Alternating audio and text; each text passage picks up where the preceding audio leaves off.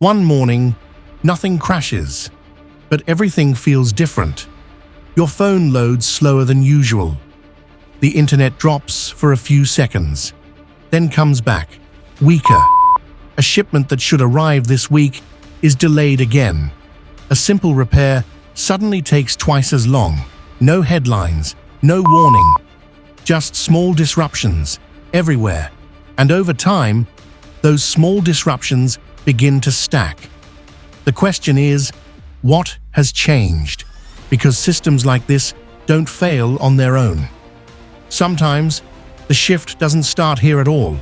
Sometimes, it starts with a decision made far away. The shift we don't control. Across the Caribbean, something has been quietly changing. Decisions made by powerful countries, thousands of miles away, are beginning to shape what happens inside small island nations in real time. Not through war, not through announcements, but through pressure, influence, access. And when those forces move, entire systems can shift, almost overnight. We have already seen a small version of this. A long-standing medical partnership in the region ended in some countries recently under external pressure, leaving gaps that are still being felt. And that moment revealed something bigger. If a superpower can influence something as critical as healthcare, what happens when that same pressure reaches the systems that run the entire economy? The part you don't see. There is another relationship that many don't think about, but depend on every day: roads, ports, networks, and power systems. Across Jamaica and the wider Caribbean, Chinese-backed projects have poured billions of US dollars into infrastructure over the past decade, building highways, upgrading ports, and expanding digital and energy systems. Infrastructure is not just about building, it's about maintenance. Ports need software updates. Telecom networks need constant security patches. Energy systems need technical monitoring. And here's what many people never hear. Some of these systems are designed in a way that requires ongoing support from the same companies that built them. Across the region, Chinese-linked firms are involved in dozens of projects, including logistics systems, many using specialized equipment that only a few companies in the world can maintain. Without that support, things don't stop overnight. They just start working worse, and worse, and worse. The real risk isn't that China builds too much.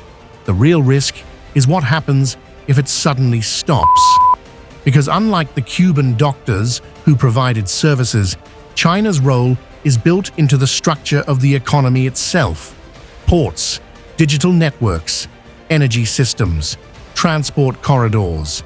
If that support disappears, the impact wouldn't hit one sector. It would touch everything, quietly, all at once. When systems start to strain. Take ports. Trade is the lifeline of island economies. Some Caribbean ports rely on specialized gantry cranes and logistics systems linked to Chinese manufacturers.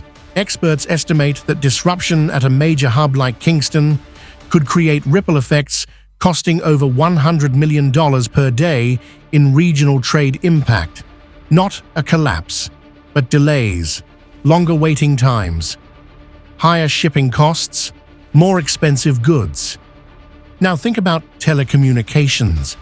Across the region, networks built with Chinese hardware require continuous updates and technical support.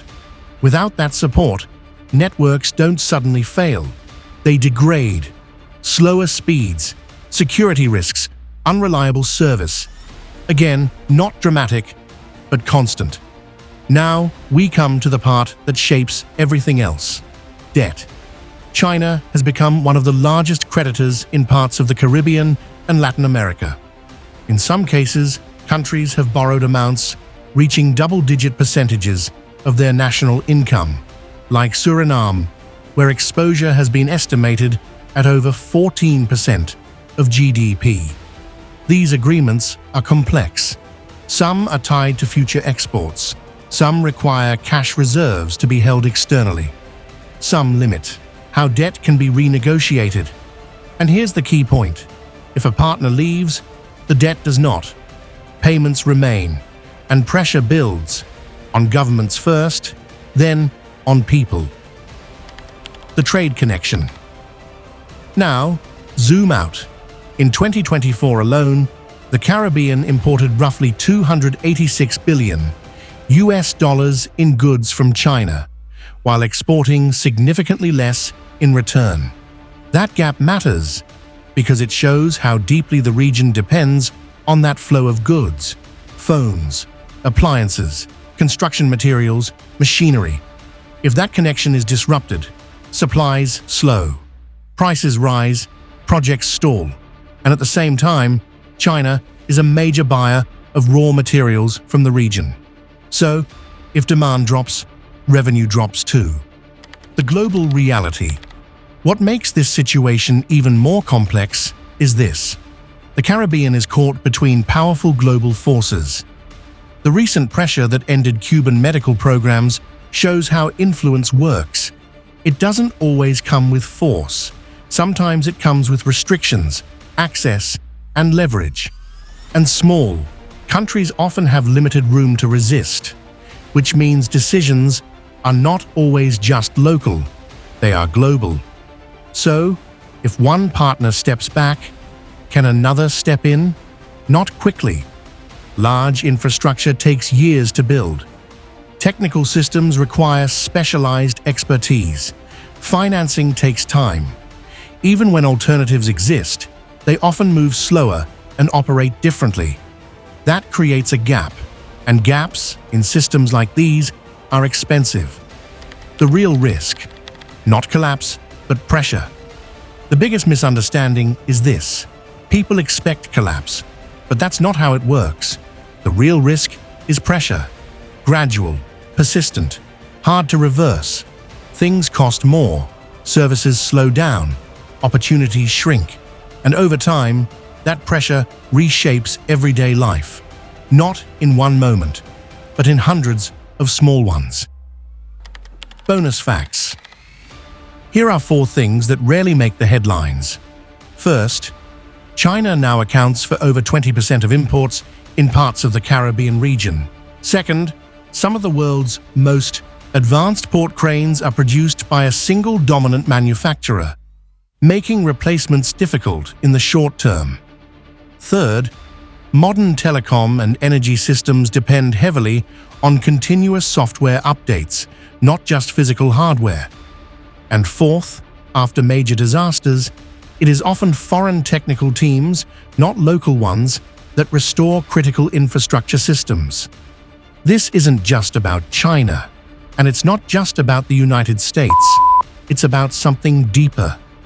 How much of daily life depends on systems most people never see?